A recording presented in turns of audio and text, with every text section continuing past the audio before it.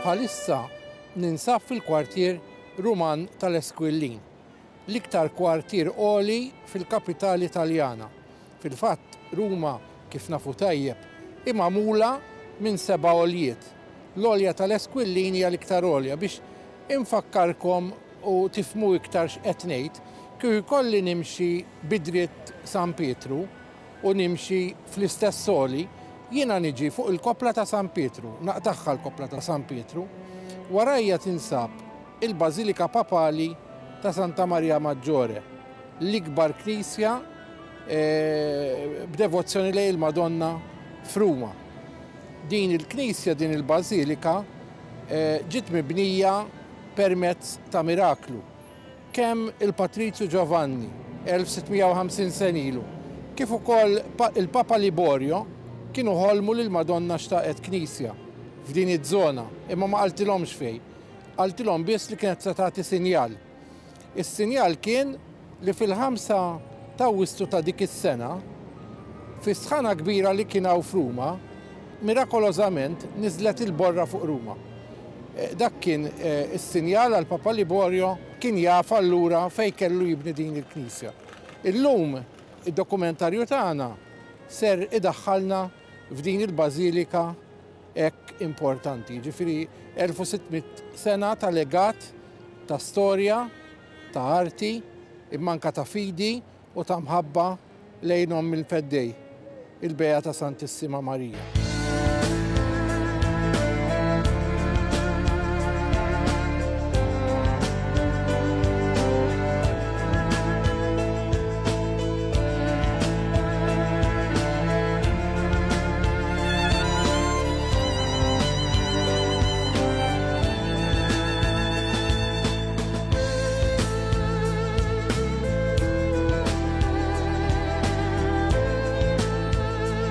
L-Arċibażilika Liberjana ta' Santa Maria Maggiore magħrufa sempliċement bl-isem tal-Bażilika ta' Santa Maria Maggiore jew Bażilika Liberjana għax fuq il-post tagħha kien maħsub li kien hemm bini ta' qima li ttella mill-Papa Liberju, hija waħda mill-4 bażiliċi maġġuri papali ta' Ruma li tinsab fi Pjazza dell'Esquilino. Hija l-unika bażilika f'Ruma li preservat l-istruttura primittiva kristjana bikrija għalkemm arricchit biż-żidiet sussegwenti.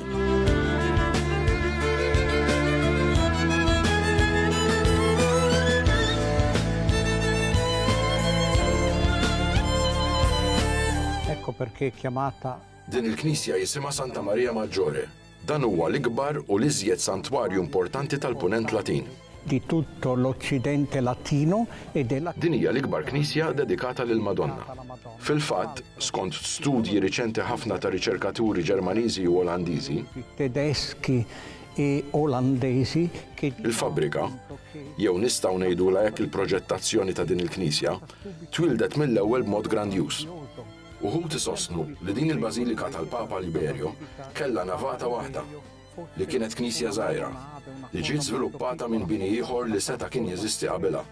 Imma dawn ir-riċerkaturi li semmejt qabel sabu u rew li din il-Bażilika fil-Punent, iddedikata lil Marija, Bażilika Marjana, kienet ippjanata mill-ewwel b'mod grandjuż. Questo modo grandioso, quindi quello che noi vediamo. Dak li naraw illum jirrappreżenta dak li rid Papa Liberju.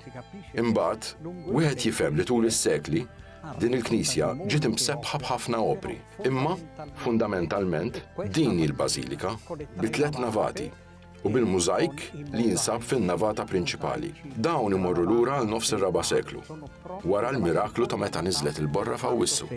Dopo il miracolo della nevicata, quando incomincia l'edificazione.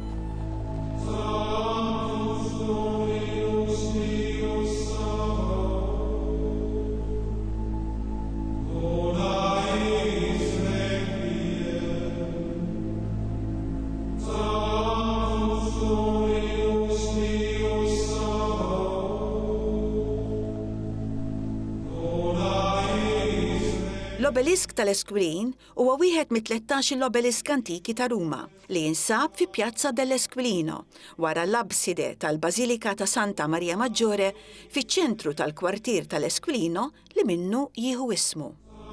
Għandu għoli ta' 14 metru punt 75 u bil-bażi u s-salib jilħaq il-25 metru punt 5. L-arċiprit tal-Bażilika huwa l-Kardinal Pollak Stanislav Rilko, fil-waqt li l-kanonku onorarju tagħha bidritt huwa ir-Re ta' Spanja.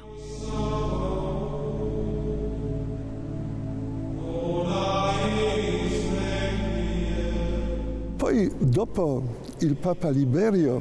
Imbagħad, wara l-Papa Liberju, din il-Bażilika ġiet imkabbra. Kif ukoll xi partijiet li reġgħu inbnew. Dan seħħ fi żmien il-Papa Sistu t-tielet fl-okkażjoni tal-Konċilju ta' Efeso fis-sena 431. 431. Dan il-Konċilju iddefinixxa u fassal id-dogma tal-maternità divina ta' Marija, Theotokos. La maternità di Maria, Theotokos. Fin-navata ċentrali ta' din il-Bażilika hawn ħafna mużajk. Imma, fuq kollox, hawn il-mużajk tad-daħla trionfali. Mużajk li jinsab fuq l-artal maġġuri. Dawn immorru lura l-5 seklu. Quanta storia! Kemm hawn storja. L-istorja tal-fidi, l-istorja tas-salvazzjoni. È veramente una bażilika. Hija tassew bażilika speċjali. Għaliex, bħala l-unika bażilika tal-Papa ta' Ruma, għad għandha fil-qalb, fil-milja tagħha, karattru paleo-kristjan. Nel suo cuore, nel suo centro, il carattere paleocristiano. Qui, essendo qui. Meta nkunu hawnhekk, prattikament inkunu qisna qegħdin ngħixu l-istorja ta' 16 seklu ilu. F'dan tfakkarna din in-navata. Huwa tassew post speċjali dedikat lil Madonna. Salus Popoli Romani. È un luogo speciale dedicato alla Madonna. Salus Popoli Romani.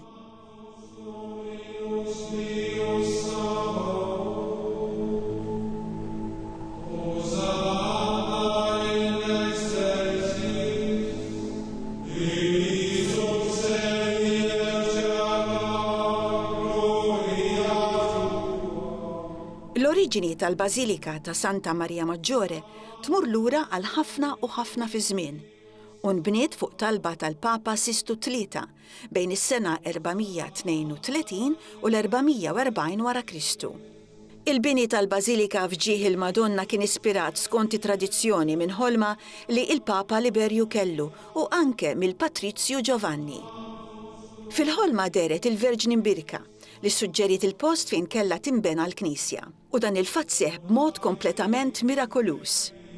Fil-fatt, bl-inżul ta' borra mhux tas-soltu li seħħet f'nofs is-sħana ta' wissu fuq l-olja tal-Esquilin kien fatt li għen lil Papa jindika l-post eżatt fejn kella tinbena l-Bażilika ta' Santa Maria Maggiore. Hija l-unika Bażilika Maġġuri f'Ruma li baqgħet iżżomm l-istruttura paleo-kristjana tagħha.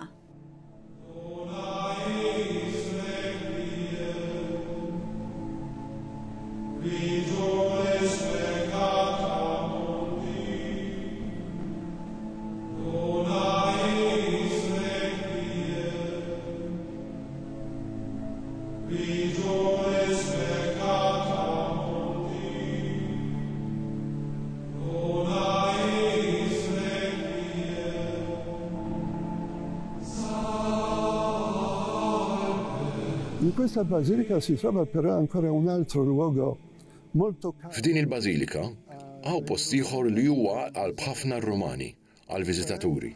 Qed ngħid għar-relikwa tal-Maxtura Qaddisa ta' Betlehem.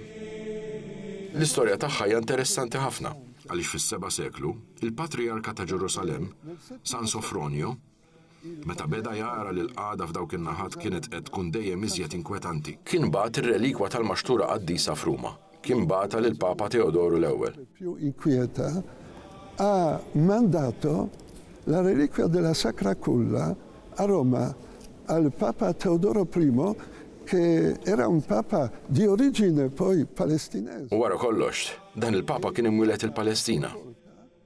Il-Papa min-naħa tiegħu poġġa din ir-relikwa propju f'din In il-Bażilika. questa basilica Interessanti li wieħed jgħid li kif nafu il-Madonna Malla u din il-Maxtura mqazza hija l-evidenza, ix-xhieda materjali ta' dan, il-misteru tal-inkarnazzjoni. di cui testimone materiale è la Sacra Culla. Da quell'epoca Minn dak iż-żmien, din il-Bażilika kienet tissejjaħ ukoll il-Betlehem ta' Ruma. Żmien meta kien qed isir dejjem iżjed diffiċli li wieħed iżur l-art imqazza.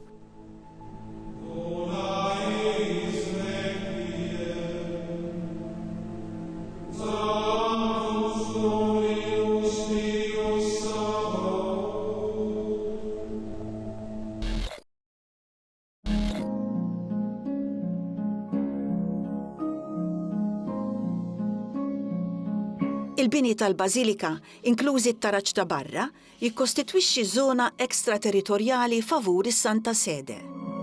Il-Bażilika tgawdi flimkien ma' bini ieħor u fuq il-bażi ta' ftehim bejn l-Istat Taljan u s-Santa Sede mill-privileġġ ta' ekstraterritorjalità u eżenzjoni minn espropriazzjoni u taxxi kif stabbilit mill-Patti tal-Lateran u formalizzat fil-ftehim ta' Villa Madama. Bħala Bażilika Papali, Santa Maria Maggiore spiss tintuża mill-Papa. Huwa jippresidi r-riti għal festa annwali ta' Marja Assunta fil-15 ta' Wissu hemmhekk. Ħlief għal ftit saċerdoti u l-arċipriet tal-Bażilika, l-artal maġġuri motti minn baldakkin il-ġmil tiegħu huwa riservat għall-użu tal-Papa biss. Il-Papa jagħti l-inkarigu tal-Bażilika lill-arċipriet, normalment kardinal. Qabel, l-arċipriet kien il-Patriarka Latin titolari ta' Antjokja, titolu li kien abolit mill-Papa Pawlu VI fl-1964.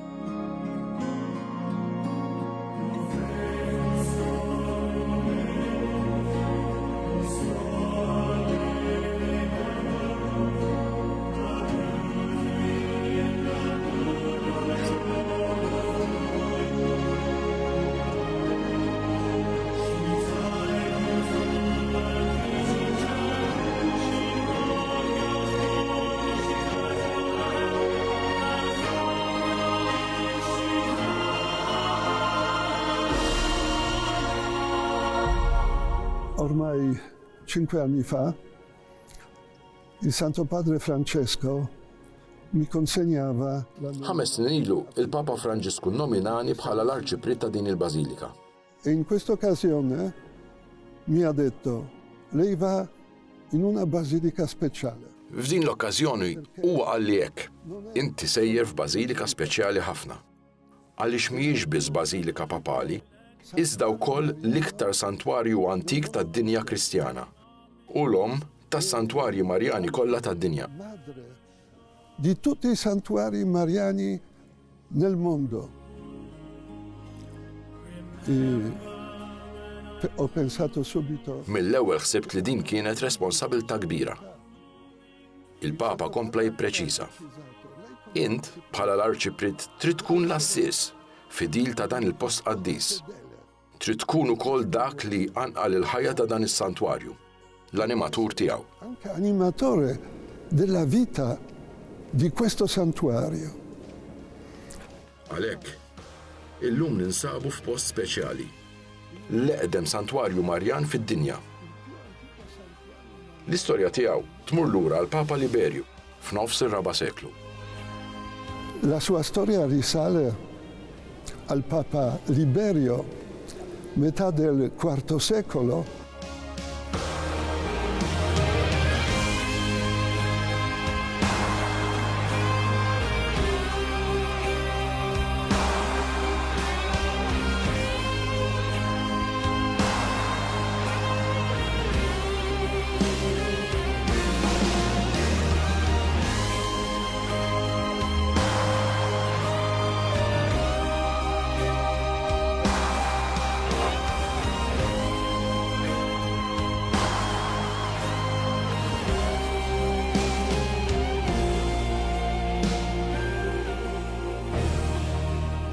Ma l-ewwel daqqatajn hija impressjonanti l-faċċata kbira li hi mibnija fuq dik ta' qabel li x-xogħol tagħha beda fl-4 ta' Marzu 1741 xogħol tal-perit Ferdinando Fuga.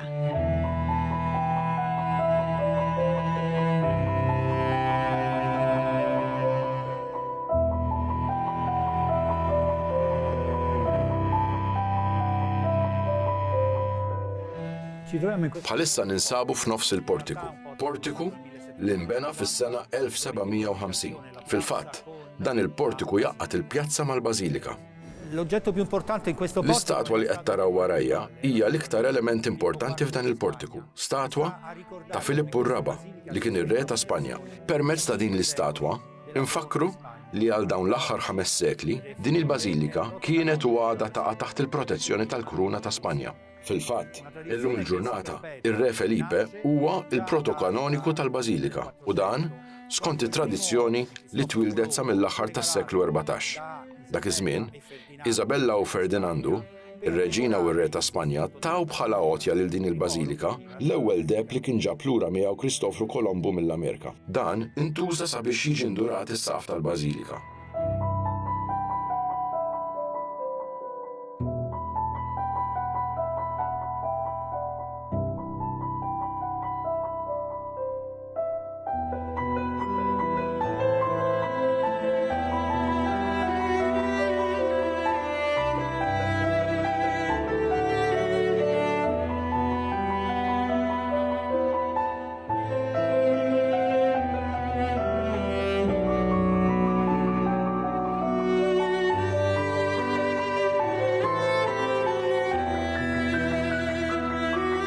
Wieħed jinnota faċilment il-portiku b'5 fetħiet mal-art u b'3 oħra fil-loġġja ta' fuq. Fuq wara għadu viżibbli il-mużajk tas-seklu 13 tal-faċċata l-qadima. L-awtur tal-mużajk kien Filippo Rizzuti li juri lil viżitaturi tal-Bażilika il-kobor tiegħu. Wieħed jista' jinnota l-artistrija ta' xogħol mill-isbaħ ta' vojt li alterna bħila ma' kolonni, arkati tondi, kapitelli, gwarniċuni u statwi li juru lil San Carlo, lil Kardinal il-Beato Niccolo Albergati u lil Papi dikjarati qaddisin. Attenzjoni partikolari jistħoq il-Verġin Birka u l-Bambin li donnom iduru fl-arja. Lironi, Bracci, Majni, Slots u Della Valle ħadmu fl-imkien għal-bini tal-faċċata li tlestit biss fl-1750. Iż-żewġ anġli mqiegħda fuq il-bib ċentrali huma il-Verġinità xogħol ta' Majni u l-Umiltà xogħol ta' Pietro Bracci. Ninsabu ġewwa l-Bażilika Santa Maria Maggiore. Mill-erba' bażiliċi papali, din hija ċertament li żar waħda, imma dan m'għandux għarrabina, anki jekk forsi bħala pjanta hija li żar waħda, anke meta wieħed iqabbilha mal-Bażilika ta' San Giovanni, ta' San Pawl, jew dik ta' San Pietru. Imma hija l-iktar bażilika antika u l-unika waħda li sal-lum għadha tirrifletti l-immaġni ta' bażilika li tnislet lejn l-aħħar żminijiet tal-Imperu Ruman. Hija l-iktar knisja antika dedikata lil Marija. Il-kolonni, l-entablaturi, is-saqaf għadhom dawk tal-bidu tal-Medjuevu. Fin-navati, is-saqaf huwa mżejjen bid-deb ta' Kristofru Kolombu. Fil-waqt li jinsibu mużajki żgħar li huma aktar antiki tal-5 seklu. Dawn jikkorrispondu mal-pożizzjoni tal-kolonni. U fihom wieħed jista' jara ġrajiet mit-Testament il-Ġdid u mit-Testament il-Qadim.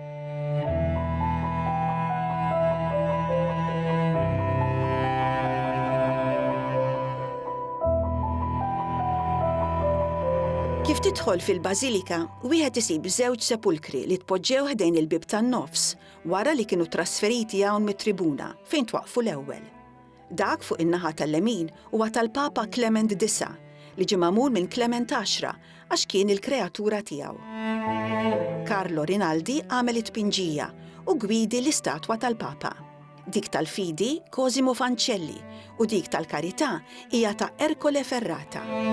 Hawn qabel kien hemm pittura kbira ta' Mużjano li fiha kien espress il-qawmin tal-Azzuru. Issa jinsab fil-Palazz Quirinale Papali fl-appartament magħruf bħala Dei Principi. Is-sepulkru ieħor fuq ix-xelluk huwa ta' Niccolo Erba, mibni bil-Kardinal Perretti, li aktar tard kien elett bħala il-Papa Sistu V. L-arkitettura hija ta' Domenico Fontana u l-istatwi huma ta' Leonardo da Sarzana. Fl-ewwel altar fuq in-naħa tal-lemin hemm il-pittura ta' Giuseppe del Bastaro li tirrappreżenta l-viżjoni tal-Patrizio Giovanni, fundatur tal-Bażilika. In-navata ċentrali kienet imdawla minn 21 tieqa fuq kull naħa.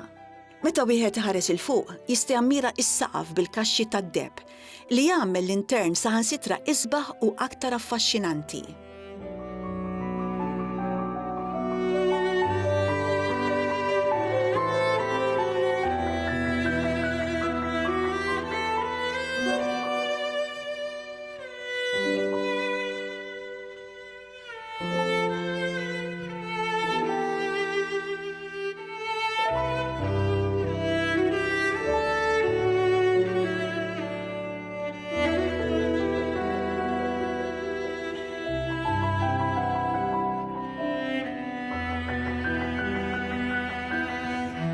Il-mużajk tan-nava ċentrali juri stejjer mit-Testament il-Qadim bħal dawk ta' Abram, Ġakob u Iżak fuq in-naħa tax-xelluk u Mosè u Ġoswe fuq il-lemin.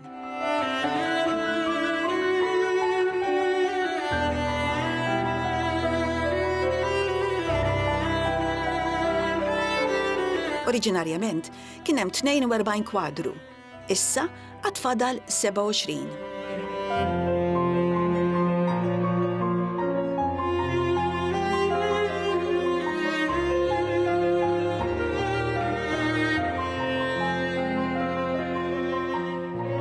Dawn ir-rappreżentazzjonijiet jirrappreżentaw l-ewwel ċiklu figurattiv li der fil-Knisja Rumana.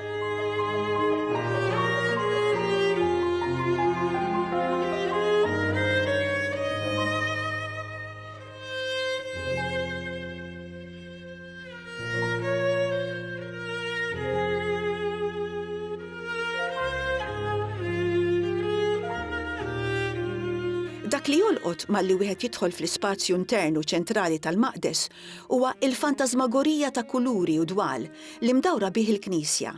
Unikum artistiku li affaxxina lil viżitatur u li jinvolvih immedjatament fl-atmosferi sagri.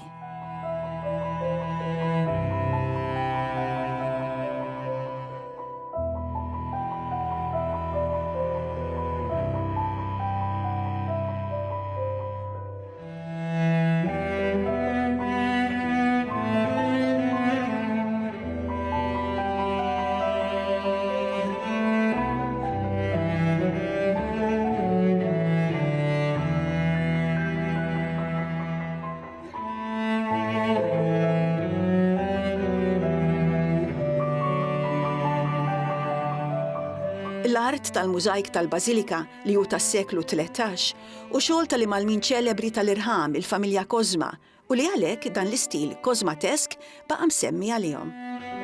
Dan ix-xogħol u ta' valur u ta' importanza artistika kbira.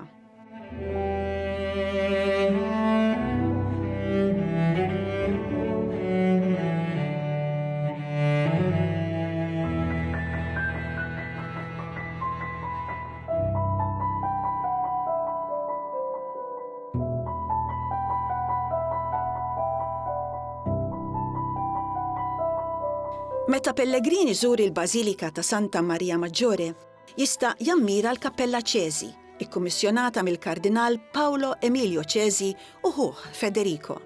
Inbniet madwar l-1560, jiġifieri 5 snin qabel l-assedju l-kbir f'Malta, u l-awtur għadu mhux magħruf sal-lum. Xi ipotezi jemmnu li kien Guidetto Guidetti li ddiżinja bil-kollaborazzjoni ta' Giacomo della Porta.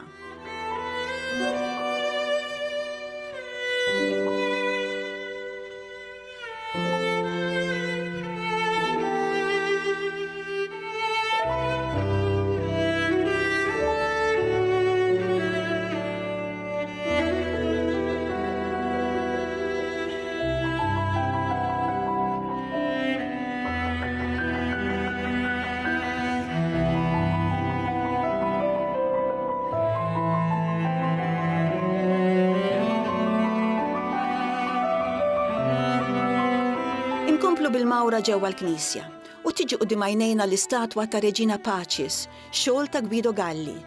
Din saret fuq talba tal-Papa Benedittu XV bħala ħajr lil Madonna għat-tmiem tal-Ewwel Gwerra Dinjija. Artistikament rilevanti hija wkoll il-Kappella Sforza, mibnija mill-Kardinal Guido Ascanio Sforza di Santa Fiora, arċipriet tal-Bażilika. Ħuh, il-Kardinal Alessandro Sforza Cesarini ta' il-kontribut tiegħu wkoll billi ħaħsib it-tiżjien li jmur lura għall-1573.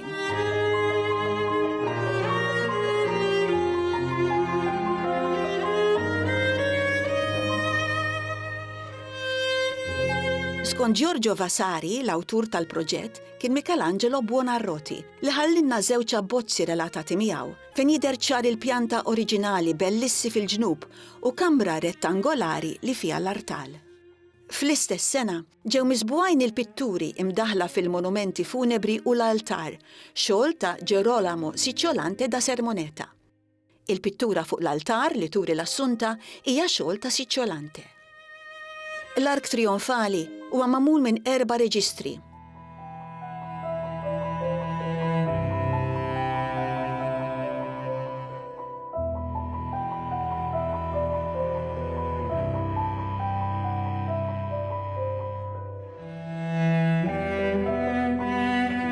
Fin-naħa ta' fuq mix-xelluk tidher il-Lunzjata li fija Marija irrappreżentata libsa ta' prinċipessa Rumana li żomm il-mażel li bih tinseġ velu vjola destinata għat-tempju li kienet qed taqdi.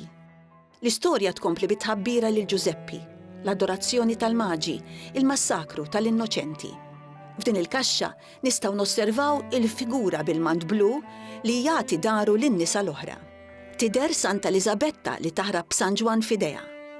Fuq il-lemin il-preżentazzjoni fit-tempju, il-ħarba fl-Eġittu, il-laqa tal-familja mqazza ma' Afrodizio, gvernatur tal-belt ta' Sotin. Skont Evanġelju apokrifi meta Ġesu jaħrab lejn Sotin l-Eġittu, jaqgħu 365 idoli tal-kapitolu. Afrodizio mwerwer bil-prodiġju u konxju ta' tmiem tal-farawn imur mal-armata tiegħu biex jiltaqa' mal-familja mqazza u jadura li t-tarbija fedejt tad-dinja għax għaraf id-divinità tiegħu.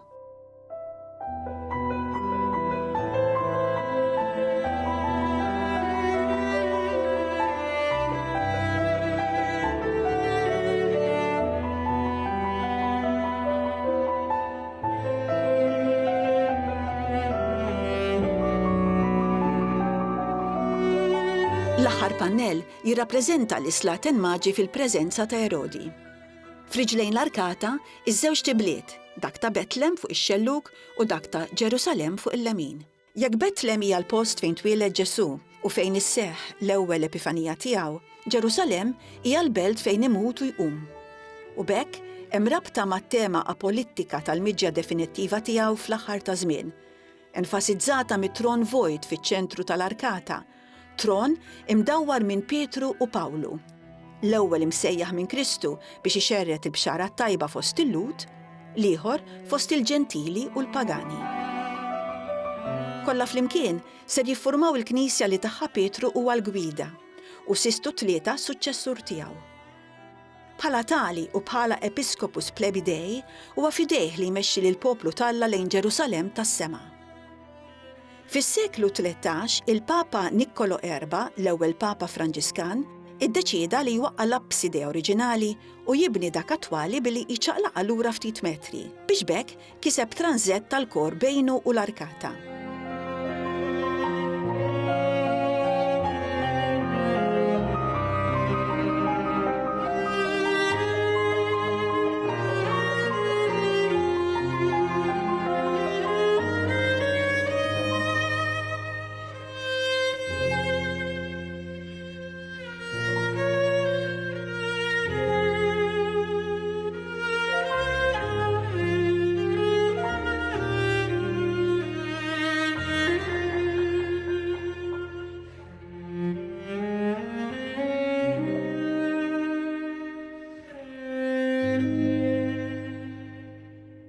It-tiżjin tal-abside sar mill-Franġiskan Jacopo Torriti u x-xogħlijiet tħallsu mill-Kardinali Giacomo u Pietro Colonna. Il-mużajk ta' Jacopo Torriti huwa maqsum f'żewġ partijiet distinti. Fil-baċin tal-abside hemm l-inkoronazzjoni tal-Verġni mbirka. L-aktar mumenti importanti ta' ħajjitha huma rappreżentati fuq in-naħa ta' taħt. Fiċ-ċentru tal-baċin magħluq f'ċirku kbir, Kristu u Marija jinsabu bil-qiegħda fuq tron kbir, muri bħala sufan orjentali. Liben qed ipoġġi l-kuruna tal-ġojjelli fuq raslhom.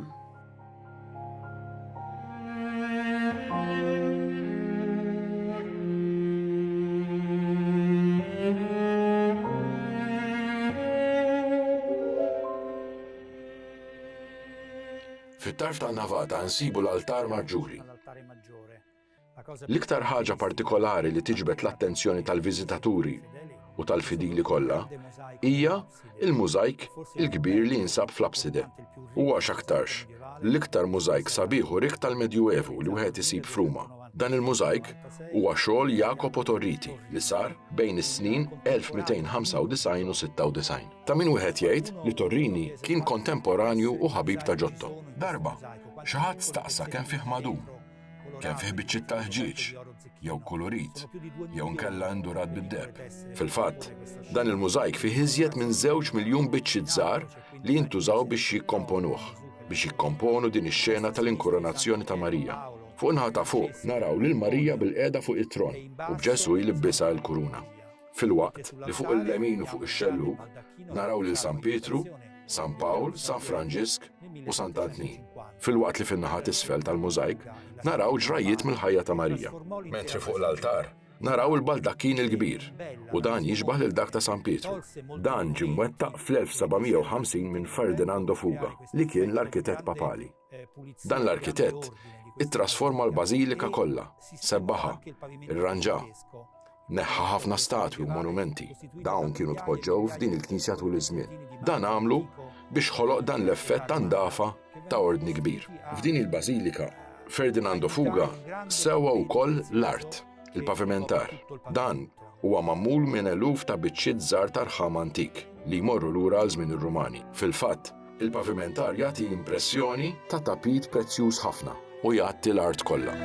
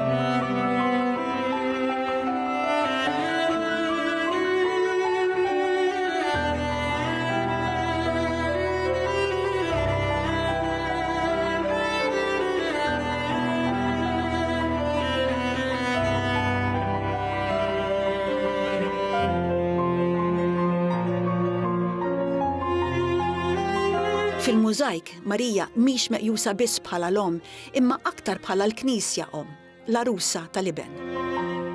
Friġlejhom ix-xemx u l-qamar u madwarhom korijiet ta' anġli adoranti u li magħhom jiżdiedu San Pietru, San Pawl, San Franġisk t'Assisi u l-Papa Nikola Erba fuq ix-xellug.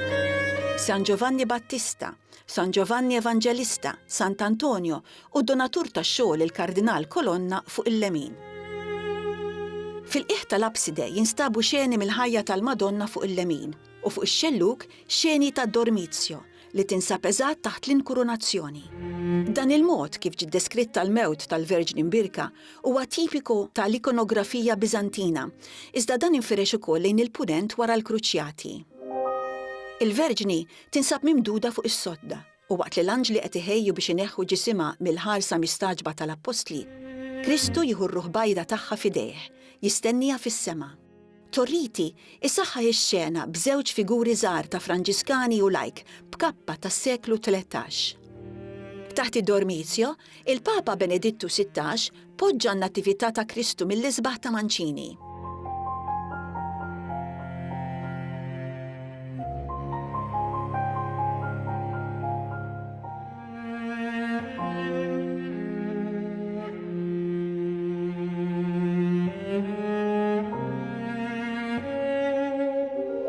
Bejn il-pilastri joniċi taħt il-mużajk tpoġġew il-baxriljevi ta' Mino del Reame li rappreżentaw it-twelid ta' Ġesu, il-miraklu tal-borra u l-pedament tal-Bażilika mill-Papa Liberju, l-Assunzjoni ta' Marija u l-adorazzjoni tal-Maġi mill-artist Ferdinando Fuga. Ta' Fuga wkoll il-baldakkin li jiddomina l-artal ċentrali li qudiemu jiftaħ il-qrar, ikkummissjonat mill-Papa Piju IX u maħluq minn Virginio Vespiniani fejn jitqiegħed ir-relikwarju tal-Maxtura.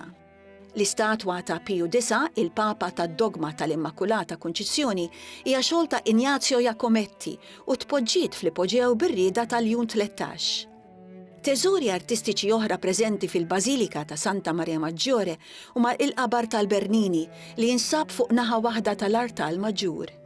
Xogħol maħdum f'sempliċità li ma bħala għal wieħed mill-akbar artisti tas-seklu 17. L-artist ilu jisriħ fil-paċi f'dan il-qabar sa minn mewtu li seħħet fl-1680. Fuq il-monument hemm din il-kitba.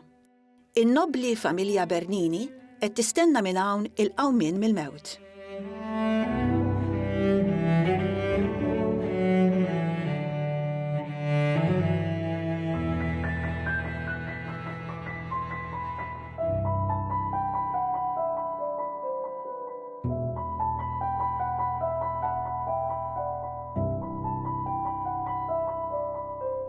Immediatamente sotto l'altare papale, Immedjatament taħt l-altar papali u għalhekk taħt il-baldakkin monumentali, wieħed isib il-qalb ta' din il-Bażilika, ir-relikwa importanti ħafna tal-Maxtura tal-Bambin Ġesu. che arrivarono nel VI secolo. Ir-relikwi waslu fis-6 seklu minn Betlehem u għalhekk dawn ilhom konservati u meżmuma fil-Bażilika ta' Santa Maria Maggiore għal madwar 1500 sena. Maria la Maggiore, ma era chiamata Santa Maria. Tantu hekk li fil-Medjuevu din il-Bażilika ma kienx tissejjaħ Santa Maria la Maggiore, imma kienet tissejjaħ Santa Maria ad Presepium, il-Bażilika li fiha wieħed isib ir-relikwi tan-Natività. Conservati all'interno di un grande Dawn jinsabu ġewwa relikwarju kbir u prezzjuż ħafna, magħmul mid-deb u l-fidda.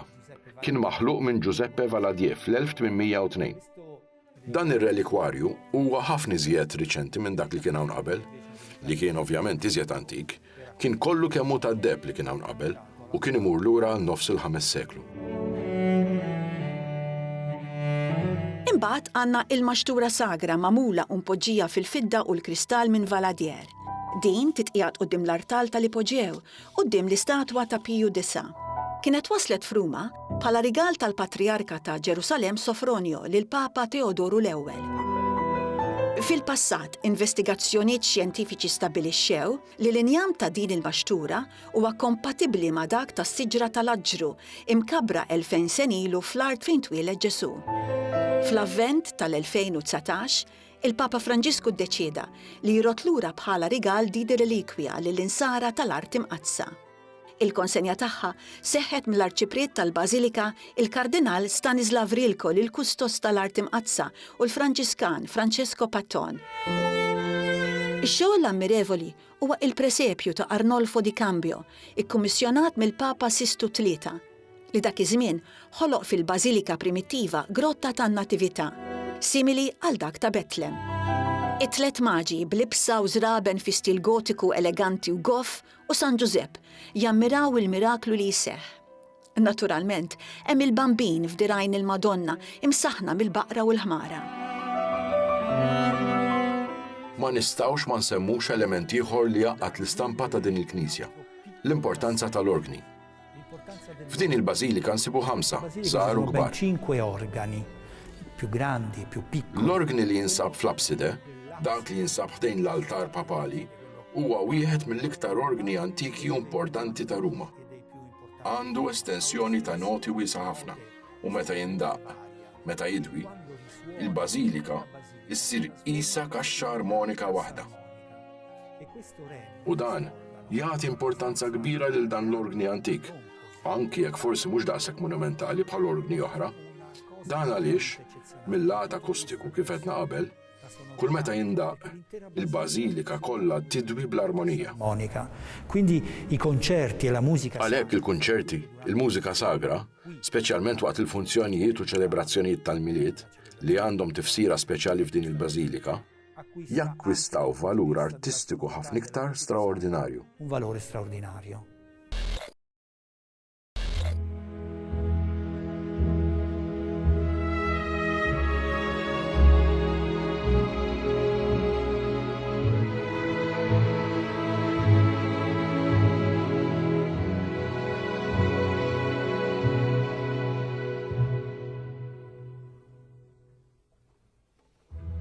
Illum bdejna nittrattaw l-aktar bażilika antika b'kult Marjan b'devozzjoni lejn il-Madonna fil-punent Latin. Qed nitkellem dwar il-Bażilika Papali ta' Santa Maria Maggiore, b'1700 sena ta' storja. Rajna fost l-oħrajn, anzi l-aktar b'mod importanti, ir-relikwa prinċipali f'din il-Knisja li tirrelata ma' twelid ta' Sidna Ġesu Kristu li fi ftit jiem oħra ser inkunu qed niċċelebraw. Qed nirreferi għal maxtura tiegħu. Maxtura li tinsab taħt l-Artal Maġġuri. Rajna wkoll saqaf inkredibilment sabiħ ta' din il-Knisja, imżejjen indorat b'depp miġjub mill-Ameriki. Depp miġjub mill-ewwel vjaġġ tan-navigatur Taljan Cristoforo Colombo li kien grazzi għax-xwieni tar-Reġina Isabella u Ferdinando li kienu permettewlu li jiskopri il-kontinent Amerikan u l-ewwel depp li ġab minn dak il-kontinent il-kuruna Spanjola irregalatu lil din il-Knisja biex bih ikomplu isebbħu din il-Knisja.